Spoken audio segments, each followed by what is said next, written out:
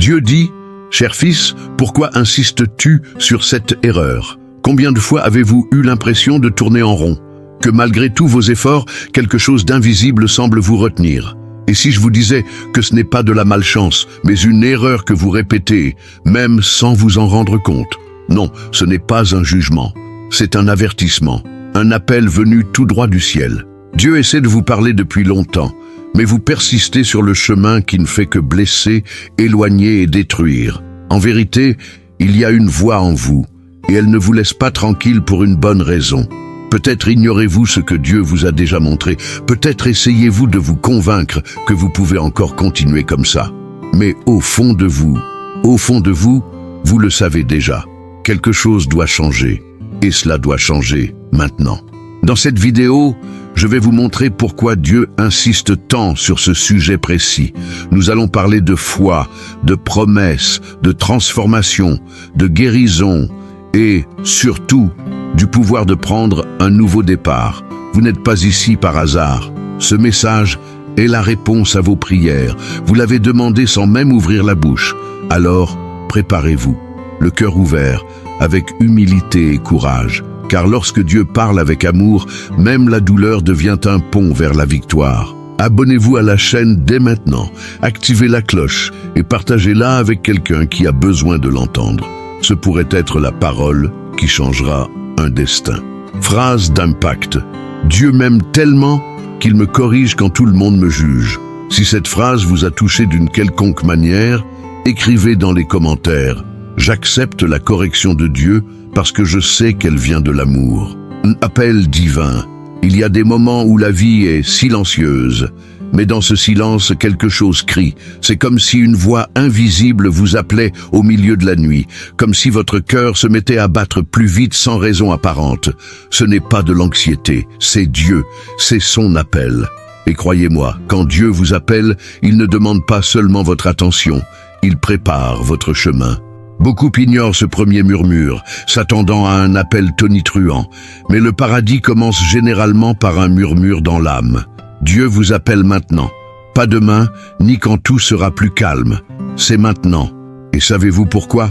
Parce qu'il connaît votre douleur. Il voit vos pas solitaires, vos larmes cachées, vos tentatives de paraître fort alors que vous êtes intérieurement brisé. Cet appel est une réponse. C'est une guérison déguisée en inconfort. C'est de l'amour déguisé en confrontation. Et il vous appelle par votre nom, non par la culpabilité. Beaucoup attendent d'être prêts pour accepter cet appel comme s'il devait d'abord être saint, parfait et pur. Mais l'appel de Dieu ne dépend pas de vos performances, mais plutôt de votre bonne volonté. Il appelle des personnes imparfaites à accomplir des desseins parfaits. Il a appelé des pécheurs, des collecteurs d'impôts, des prostituées et même des traîtres, et il a transformé l'histoire avec chacun d'eux. Peut-être attendez-vous un signe plus clair, un miracle visible. Mais la vérité est que le plus grand miracle a déjà commencé. Vous entendez ce message? C'est déjà un mouvement spirituel. Ce n'est pas une simple vidéo, c'est un appel. C'est Dieu qui ouvre une porte et dit « Viens, marche avec moi. Laisse-moi prendre soin de toi. » Et savez-vous quelle est la première étape? Dire oui. Même si vous avez peur, même si vous ne connaissez pas tout le chemin. L'obéissance précède la révélation. La foi précède l'explication. L'appel est arrivé. Et c'est à vous de donner la réponse. Une foi inébranlable. Garder la foi est facile quand tout va bien. Quand l'argent rentre, la santé est bonne et les portes s'ouvrent sans effort. Mais qu'en est-il quand tout semble s'écrouler? Quand on prie et que le ciel semble infernal? Quand la réponse ne vient pas et que le silence de Dieu résonne plus fort que toutes les promesses? C'est là que la vraie foi se révèle. Il ne s'agit pas de croire quand tout va bien, mais de continuer à croire même quand tout crie « abandonne ». Une foi inébranlable ne se résume pas à l'absence de doute, mais à une décision. C'est choisir de faire confiance à Dieu malgré les larmes, la peur, le diagnostic, la facture impayée. C'est se lever du lit, prendre une grande inspiration et dire « Je ne comprends pas, mais j'ai confiance ». Et ce simple geste émeut. Dieu est touché par une foi brute, imparfaite mais persistante. Celle qui n'exige pas de preuves, juste une présence. Avez-vous déjà remarqué que les plus grandes histoires de la Bible sont nées du chaos? Abraham a cru alors qu'il était vieux et sans enfant. Moïse a eu confiance, malgré son bégaiement. David a gardé la foi même lorsqu'il a dû fuir pour sauver sa vie. Aucun d'entre eux n'a été fort en permanence, mais aucun n'a renoncé à croire. Ils ont compris quelque chose de puissant. Dieu n'a pas besoin de conditions idéales pour tenir une promesse. Il a juste besoin de quelqu'un qui lui dise « Me voici ». Si vous traversez une tempête en ce moment, sachez que ce n'est pas la fin. C'est peut-être le cadre idéal pour le prochain miracle. Et en attendant, nourrissez votre foi. Lisez les psaumes à voix haute. Priez même quand vous n'en avez pas envie. Écoutez des chants de louanges qui ravivent votre espoir. Entourez-vous de paroles de vie. La foi grandit lorsqu'elle est arrosée. Et une foi arrosée dans le désert fleurit quand personne d'autre ne croit. Ne vous inquiétez pas d'avoir une foi grosse comme une montagne. La Bible dit qu'il suffit d'avoir une foi grosse comme un grain de moutarde. Car ce n'est pas la taille de votre foi qui compte, mais la taille du Dieu en qui vous avez confiance, les promesses de Dieu. Les promesses de Dieu ne sont pas des paroles en l'air, ce sont des engagements éternels pris avec amour et autorité. Et le meilleur dans tout ça, il ne promet jamais rien qu'il ne puisse tenir. Le doute ne réside pas dans le caractère de Dieu, mais dans notre capacité à attendre patiemment. Parfois, nous prenons retard pour absence. Mais le ciel n'est jamais en retard. Il agit au moment précis, même lorsque tout en nous nous presse. Dieu a promis la restauration, non seulement émotionnelle, mais aussi familiale, financière et spirituelle. Peut-être votre cœur est-il réparé par des pertes que personne n'a vues, mais que lui a vues. Et il œuvre, même en silence, pour vous rendre tout ce que le temps, la peur ou la douleur ont tenté de vous voler. Et qui plus est, il ne le rend pas de la même manière. Il multiplie, il guérit et transforme. Là où il y avait des cendres, il met la beauté. Là où il y avait des pleurs, il met le rire. Les promesses sont aussi une direction. Avez-vous déjà reçu une parole prophétique et pensé « Comment cela va-t-il m'arriver » Eh bien, c'est ce qui s'est passé pour Joseph, lorsque Dieu lui a montré qu'il serait honoré. Mais le chemin l'a conduit en prison avant le palais. Dieu ne lui a pas promis le réconfort, mais la gloire à la fin. Et savez-vous ce qui a soutenu Joseph? La promesse. Quand tout le reste échoue, elle perdure. Alors, si vous portez en vous une promesse qui n'a pas encore été accomplie, n'enterrez pas ce que Dieu a semé. Le sol est peut-être sec, mais la graine est vivante. Continuez à prier, continuez à espérer. Souvenez-vous sans cesse, Dieu a parlé, et il l'accomplira. Écrivez cette promesse sur un morceau de papier. Priez pour elle. Proclamez-la à voix haute, même avec des larmes. La foi se fortifie lorsque la bouche dit ce que le cœur a presque oublié. Et n'oubliez jamais, la promesse ne dépend pas de vos forces, mais de la fidélité de celui qui l'a promise. Et Dieu, oh Dieu, est expert pour rendre l'impossible naturel. Provision et miracle. Quand on pense à la provision, on a tendance à ne voir que ce qui manque. Il y a le manque d'argent, le manque de réponse, le manque de force. Mais la provision de Dieu ne se base pas sur ce que l'on voit, elle se base sur ce qu'il a déjà préparé.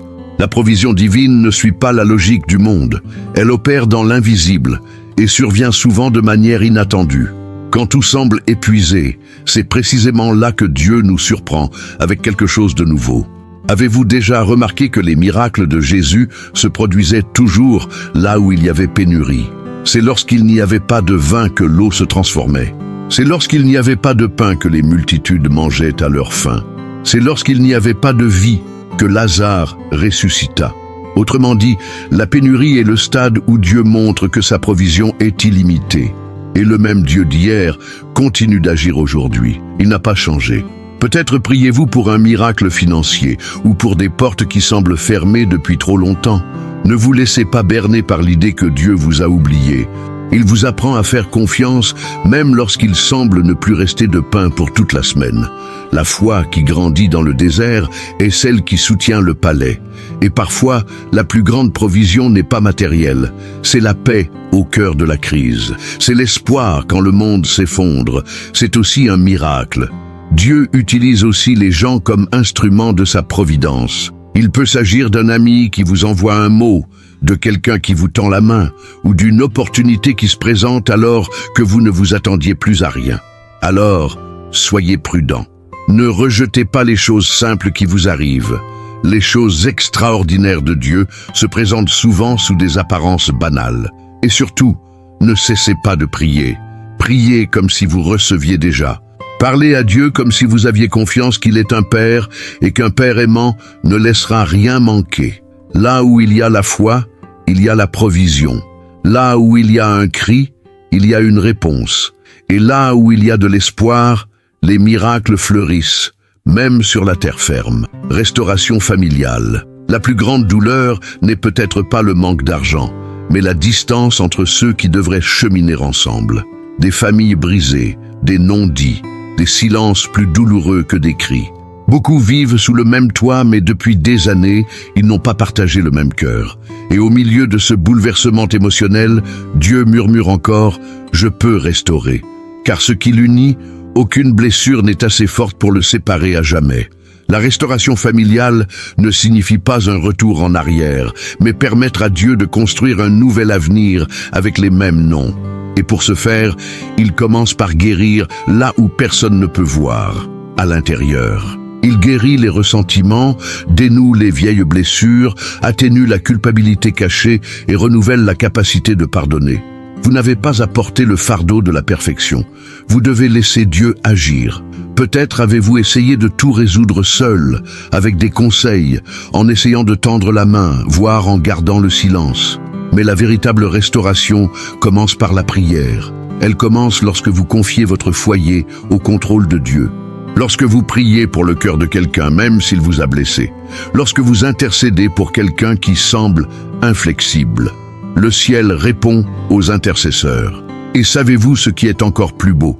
Dieu ne se contente pas de restaurer les relations, il restaure les rêves au sein des familles. Il unit parents et enfants, ravive la flamme entre les couples et réconcilie les frères et sœurs qui ne se parlent plus. Cela peut paraître impossible aujourd'hui, mais Dieu est expert pour réunir ce qui a été brisé. Faites le premier pas. Demandez pardon, même si vous pensez avoir eu raison. Parlez avec amour, même si vous êtes accueillis froidement. Priez avec foi, même si vous ne constatez pas encore de changement. La restauration n'est pas magique, c'est un miracle. Et les miracles sont nourris d'humilité et de persévérance. Transformation spirituelle. Se transformer spirituellement ne consiste pas à changer de religion ou à mémoriser des versets. Il s'agit de laisser Dieu remodeler votre être intérieur avec la même délicatesse qu'un potier modelant l'argile. Et le plus puissant, ce processus commence dès l'instant où vous vous abandonnez.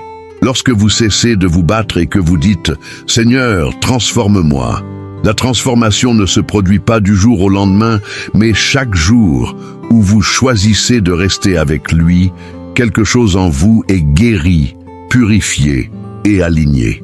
Vous n'êtes pas ce qui vous est arrivé.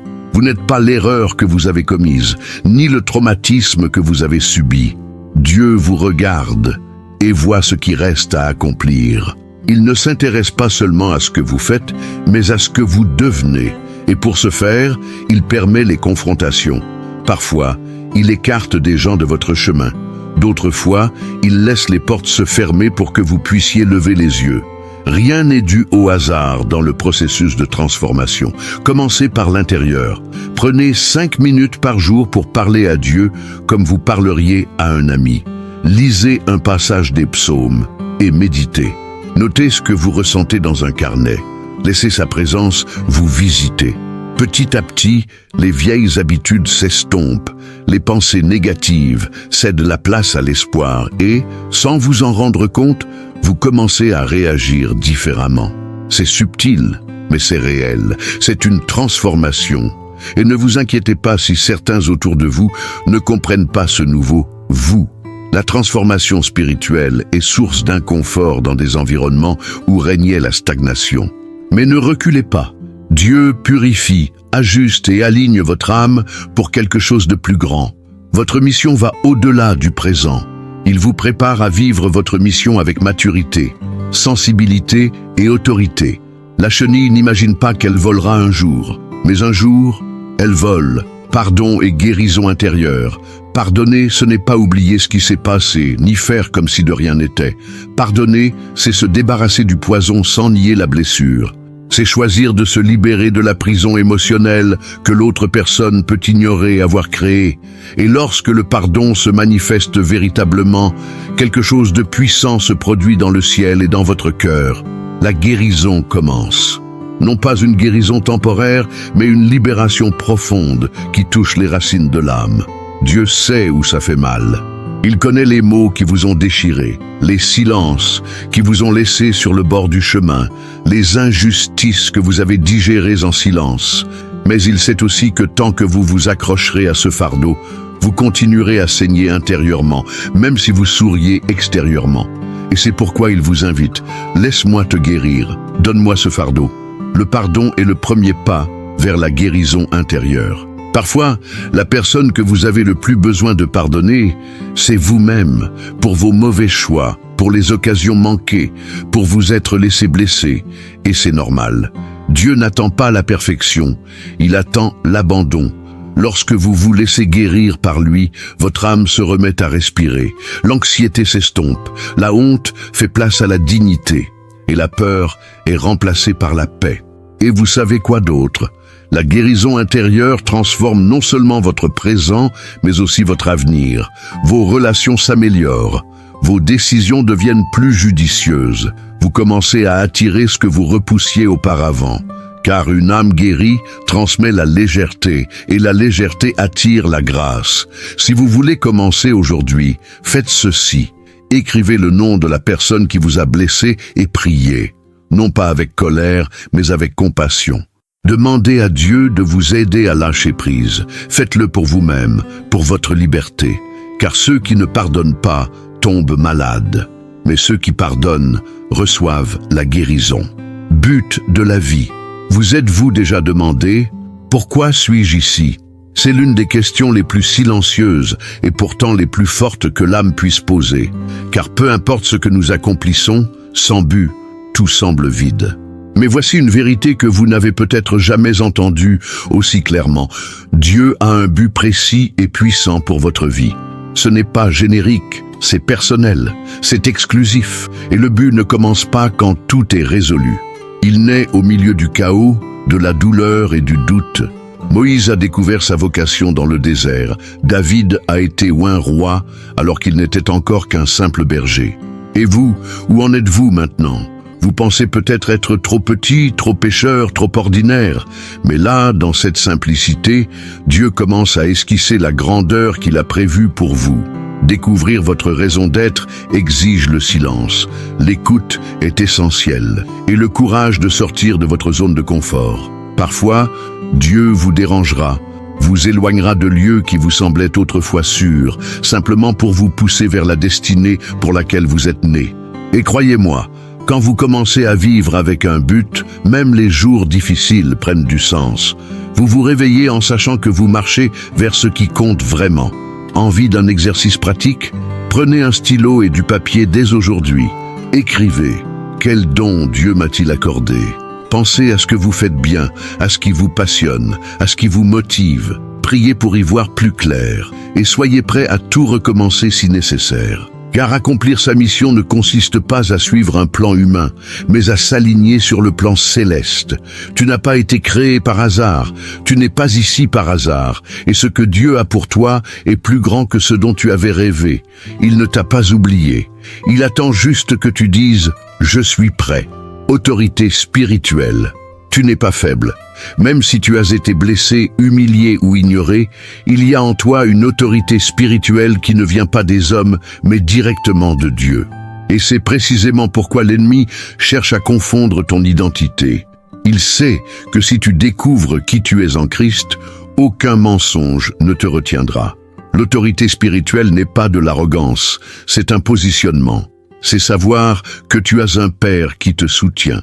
Beaucoup de gens vivent assujettis, comme s'ils n'avaient ni voix ni valeur. Ils acceptent des miettes d'amour, le silence comme une réponse, l'injustice comme leur destin. Mais Dieu ne vous a pas appelé à vivre courbé par les circonstances. Il vous a donné l'autorité d'affronter les tempêtes, d'annoncer la guérison, de prier pour le changement et de vous libérer de ce qui vous emprisonne. Ce n'est pas votre force, c'est la sienne qui agit en vous. L'autorité spirituelle, c'est quand on prie et que l'environnement change. C'est quand on entre dans un lieu et qu'on y apporte la paix, même sans dire un mot. C'est quand on réprimande la peur au nom de Jésus et qu'elle disparaît. Cette autorité est accessible à tout enfant de Dieu qui vit dans l'alliance, mais elle doit être exercée. C'est comme un héritage. Si on n'y accède pas, on vit comme si on ne l'avait pas. Commencez par proclamer la vie là où il y a la mort. Commencez par prier avec conviction. Repoussez les pensées qui vous rabaissent. Dites à voix haute, « Je suis enfant de Dieu, j'ai autorité, je ne suis pas né pour vivre sur la terre. » Ce n'est pas une motivation facile, c'est une révélation venue du ciel. Ne confiez votre âme à personne. Nul n'a plus d'autorité sur votre vie que Dieu lui-même. Lorsqu'il vous donne un but, personne ne peut vous priver de votre destinée. Levez-vous. Votre attitude spirituelle déterminera votre évolution naturelle. Bataille spirituelle. La douleur n'est pas toujours visible. Parfois, la plus grande guerre à laquelle vous faites face est intérieure.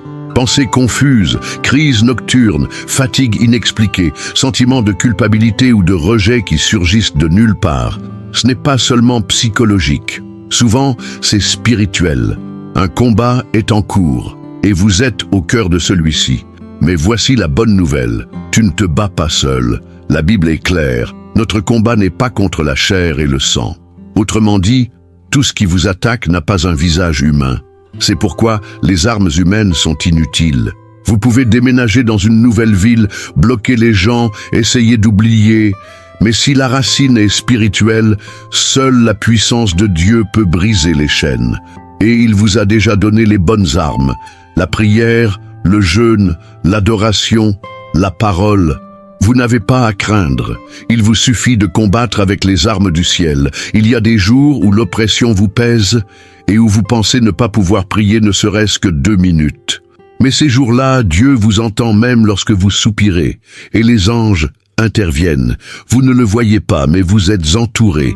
Dieu vous envoie du renfort lorsque vous n'avez plus de force. Le Saint-Esprit intercède pour vous par des gémissements que vous ne comprenez même pas.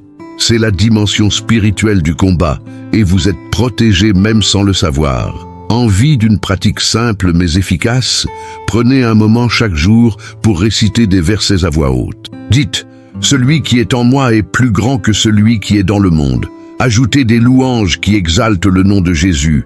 Implorez protection. Demandez le discernement spirituel. Vous remarquerez comment votre environnement change, comment votre esprit s'apaise, comment votre esprit se fortifie. Souviens-toi, tu n'es pas une victime de la guerre. Tu es un soldat entraîné par le ciel, et chacune de tes larmes est une arme en forme de prière. La victoire a déjà commencé à s'écrire, et tu en fais partie. Courage et détermination. Le courage ne réside pas dans l'absence de peur, mais dans la décision d'avancer malgré elle. C'est quand on tremble, qu'on pleure, qu'on doute et qu'on fait quand même un pas de plus.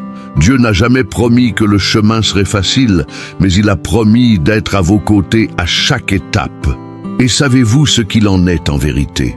Nombre des bénédictions que vous espérez ne sont qu'à quelques pas de votre décision de persévérer. Ce qui vous sépare du prochain miracle n'est peut-être qu'un acte de foi de plus. C'est pourquoi l'ennemi s'efforce tant de vous paralyser, car il sait que si vous persévérez, vous gagnerez. Et Dieu le sait aussi. C'est pourquoi il ne vous abandonne pas les jours où vous voulez abandonner. Il vous renouvelle. Il vous envoie un signe, une parole, une étreinte inattendue, un rappel que vous n'êtes pas là par hasard. Chaque matin, au réveil, c'est comme si le ciel vous disait « Va ». Je suis avec toi. La détermination est plus que de la persévérance. C'est avoir une vision claire, même lorsque le chemin est sombre. C'est comprendre que la promesse n'est pas encore arrivée, mais qu'elle est déjà en route. Les personnes déterminées ne vivent pas par la vue, mais par la foi. Et la foi exige de la pratique. Fixez-vous des objectifs simples. Priez chaque jour. Rendez grâce même dans le chaos. Proclamez victoire même lorsque vous ne voyez pas d'issue. Voilà le courage appliqué au quotidien. Souvenez-vous de David. Il n'était pas le plus fort, mais il était le seul à avoir le courage d'affronter le géant. Le secret n'était pas le roc, mais la foi. Votre courage peut paraître faible aujourd'hui, mais avec Dieu à vos côtés, il devient une force inébranlable. Ne sous-estimez pas vos petits pas. Chacun vous mène vers un destin plus grand que vous ne pouvez l'imaginer. Continuez, respirez profondément, essuyez vos larmes, gardez la tête haute. Vous êtes peut-être fatigué, mais vous n'êtes pas vaincu. Et lorsque votre courage vous fait défaut, rappelez-vous, c'est Dieu qui vous soutient. Il vous suffit de franchir une nouvelle étape. Espoir pour l'avenir. L'avenir peut être effrayant lorsque le présent semble s'effondrer. L'incertitude, l'attente, les « et si » qui hantent votre esprit avant de vous endormir, tout cela pèse sur vous. Mais la vérité est que Dieu ne vous a jamais demandé d'avoir toutes les réponses. Il vous demande seulement d'avoir confiance. Et cette confiance est ce qui nourrit l'espoir, non pas un espoir fragile, mais la ferme conviction que même sans le voir, quelque chose de bon se prépare. Dieu connaît chaque seconde à venir. Il est présent hier, aujourd'hui et demain. Et le meilleur, c'est qu'il a déjà pénétré dans votre avenir, ouvert la voie, écarté les pièges et préparé des bénédictions que même vos yeux ne peuvent imaginer. Ce qui est incertain pour vous est déjà certain pour lui. Là où vous voyez l'impossible, il a déjà des plans de guérison, de provision, de réconciliation et de paix. L'espoir n'est pas un optimisme creux, c'est savoir qui guide votre histoire. C'est regarder le chaos et dire « Pourtant, j'y crois ». Et même quand tout autour de vous crie « la fin », l'espoir murmure « un nouveau départ ». Car avec Dieu, un nouveau chapitre s'écrit toujours, même si vous n'en vivez que le dernier paragraphe. Vous pouvez commencer un exercice simple dès aujourd'hui. Chaque jour, notez 3 choses que vous espérez encore avec foi. Nul besoin de comprendre comment elles se produiront. Ayez simplement confiance que le ciel agit. Priez pour elles. Remerciez comme si vous les aviez déjà reçues. Cela changera votre état d'esprit, et lorsque votre état d'esprit changera, tout autour de vous commencera à changer aussi. Dieu ne vous a pas amené jusqu'ici pour vous abandonner en chemin. L'avenir est entre ses mains, et ses mains sont fidèles, aimantes et puissantes. Continuez à marcher avec espoir, car plus tard, vous regarderez en arrière et comprendrez. Tout cela faisait partie du plan. Gratitude quotidienne. La gratitude ne consiste pas à nier la douleur, c'est choisir de voir la sollicitude de Dieu, même lorsque le monde semble s'écrouler. Il est facile d'être reconnaissant quand tout va bien, mais la véritable force de la gratitude réside dans le fait de regarder sa vie, pleine d'échecs et de difficultés, et de dire malgré tout « Merci Seigneur, je sais que tu es avec moi ». Cette gratitude est divine, car elle naît de la confiance, et non des circonstances.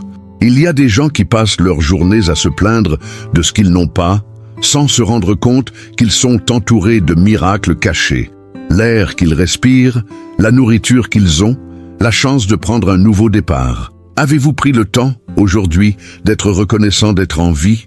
Pour les moments où Dieu vous a sauvé sans même que vous le sachiez? Pour la paix qui revient dans votre cœur même après des nuits difficiles? La gratitude n'est pas seulement une politesse, c'est une clé spirituelle. La gratitude quotidienne change votre façon d'aborder votre journée.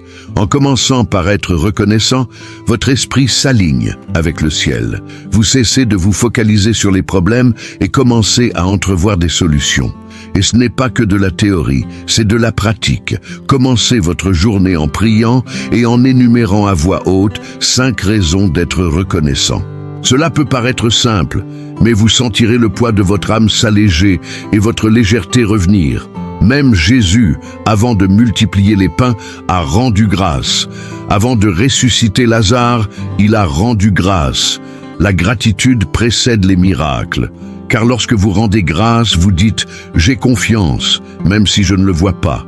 Et le ciel honore les cœurs reconnaissants. Alors, quelle que soit la difficulté de la journée, arrêtez-vous un instant. Fermez les yeux, respirez profondément et dites « Merci mon Dieu ». Pour tout, même pour ce que je ne comprends pas encore. La gratitude vous fortifie, vous transforme et ouvre des voies là où il y avait auparavant des obstacles. Obéissance et alliance. Obéir à Dieu n'est pas toujours facile. Parfois, il vous demande de renoncer à ce que vous aimez, de quitter un endroit confortable ou de dire non quand tout le monde dit oui. Mais c'est là que l'alliance se révèle vraie. Car l'obéissance n'est pas une question de religion mais de relation. Ceux qui aiment écoutent, ceux qui font confiance suivent, et ceux qui ont une alliance ne transigent pas sur leurs principes, même sous pression. Dieu ne recherche pas la perfection, mais l'engagement. Il recherche votre cœur plus que vos performances. Et lorsque vous choisissez d'obéir, même sans comprendre, vous dites « Seigneur, j'ai plus confiance en ton plan qu'en ma logique ». Et savez-vous ce qui se passe? Le ciel agit.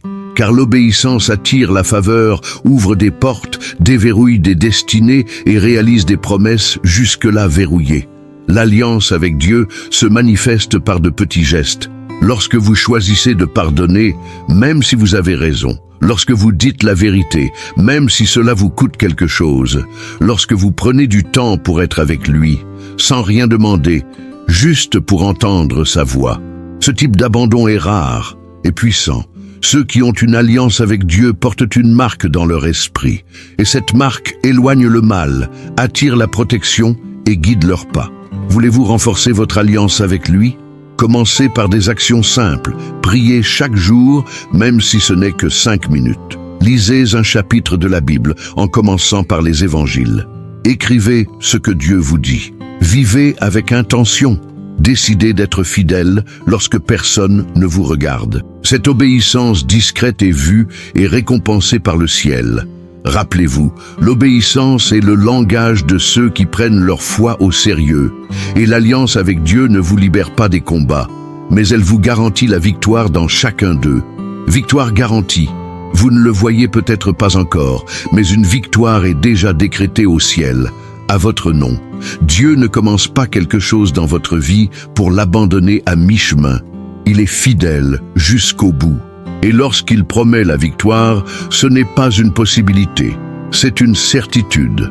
Votre combat est peut-être grand, mais ce qui se forge en vous l'est encore plus. Le processus est-il difficile? C'est parce que le but est grand. La victoire assurée ne signifie pas l'absence de douleur, mais la présence d'une direction. Même dans la vallée, Dieu vous guide pas à pas. Chaque larme arrose le sol où le miracle s'épanouira. Chaque silence de sa part est une invitation à faire davantage confiance. Et chaque chute n'est qu'une pause, jamais la fin du voyage. L'ennemi veut vous faire croire que tout est perdu, mais il oublie un détail. Vous avez un Dieu qui n'a jamais perdu une bataille. La victoire ne se présente pas toujours comme vous l'imaginez. Parfois, ce n'est pas un accomplissement visible, mais une paix que personne ne peut voler. D'autres fois, c'est une réponse qui arrive à point nommé. Un nouveau départ inattendu, une force qui surgit de nulle part. Dieu œuvre dans les détails, et tout concourt ensemble, même ce qui semblait être un détour deviendra un pont vers votre destinée. Voulez-vous proclamer cette victoire aujourd'hui? Relevez la tête, dites avec conviction, « Je ne suis pas seul, le ciel combat pour moi ». Et continuez votre chemin, priez, faites confiance, résistez. La victoire ne dépend pas de votre force, mais de la fidélité de celui qui vous a appelé. Et si Dieu vous a appelé, il vous soutiendra jusqu'à la fin. Ce n'est pas la fin, ce n'est que l'intervalle avant le grand tournant. Préparez-vous car votre victoire est déjà en route. Et lorsqu'elle viendra, chacun saura que c'est Dieu qui l'a accomplie. Et maintenant, qu'allez-vous faire de tout ce que vous avez entendu ? Allez-vous laisser passer cette parole comme une simple vidéo ou allez-vous lui permettre de transformer véritablement votre vie? Car Dieu ne vous a pas amené ici juste pour vous émouvoir. Il veut vous pousser. Ce message était un appel, une invitation au changement, un avertissement du ciel.